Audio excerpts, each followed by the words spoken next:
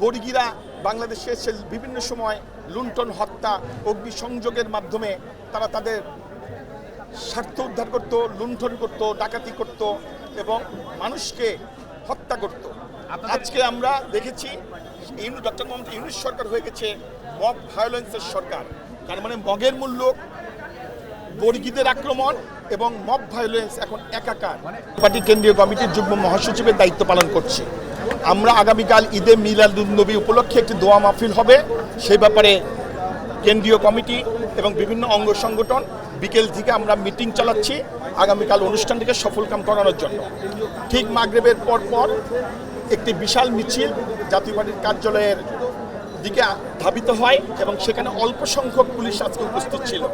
Police আমাদেরকে অনুরোধ করার প্রেক্ষিতে আমরা রমনা থানার দিকে চলে যাই এবং পুলিশ বাহিনীও বিশাল মিছিল দেখে তারা পিছু হটে এবং পরবর্তীতে প্রায় আধা ঘন্টা পর জল কামান এবং পুলিশের বিশেষ ফোর্স উপস্থিত হয় এবং সম্মিলিতভাবে তাদেরকে জল কামান এবং বিভিন্নভাবে তাদেরকে নিবৃত্ত করে। এর মধ্যে কি ঘটনা ঘটেছিল যে তাদেরকে জল কামান দিয়ে আসলে সরাতে হলো? তারা পার্টি কার্যালয়ে প্রায় 25 মিনিট ব্যাপী তারা অগ্নিসংযোগ করে, ভাঙচুর করে এবং বিভিন্নভাবে ক্ষতি সাধন করতে থাকে।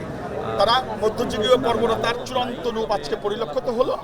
আমরা ইতিপূর্বে দেখেছি বাংলাতে মগের মুল্লুক ছিল, আরাকান থেকে আমাদেরকে এখানে মগের মুল্লুকের মাধ্যমে বাংলাকে তারা নিষ্পেষিত করত, লুণ্ঠন করত, হত্যা করত।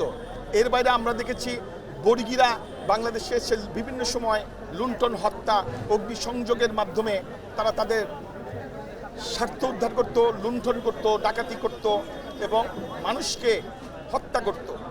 আজকে আমরা দেখেছি ডক্টর মোহাম্মদ ইউনূস সরকার হয়ে গেছে মব ভায়োলেন্সের সরকার।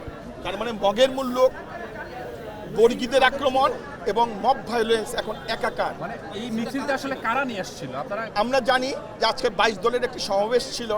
22 দলের সমাবেশ শেষ হয়, ওখান থেকে একটা মিছিল জাতীয় পার্টির কার্যালয়ের অভিমুখে তারা আসে। 22 দল আপনারা সবাই জানেন, সেখানে নাগরিক অধিকার থেকে শুরু করে সেখানে গণ অধিকার পরিষদ, তারপরে জামায়াত ইসলামী সহ বিভিন্ন দলের প্রতিনিধি সেখানে উপস্থিত ছিল। সেখান থেকে মিটিংয়ের পরেই একটা মিছিল জাতীয় পার্টির কার্যালয়ের দিকে ধাবিত হয়। আমরা ধরেই নিতে পারি সে তাদেরই একটা ক্ষুদ্র অংশ এখানে এসেছে। যে আগুন দোতলা পর্যন্ত ছড়িয়ে গেছে, তো রাজনৈতিক দল হিসেবে তো আপনাদের বিভিন্ন ডকুমেন্ট, বিভিন্ন কার্যক্রমের লিস্ট, আসলে বিভিন্ন কাগজপত্র থাকে। তো সেক্ষেত্রে দোতলায় যেহেতু হয়েছে, এরকম কাগজপত্র নষ্ট হয়ে গেছে বা পুড়ে গেছে, এরকম আপনাদের হয়েছে কিনা?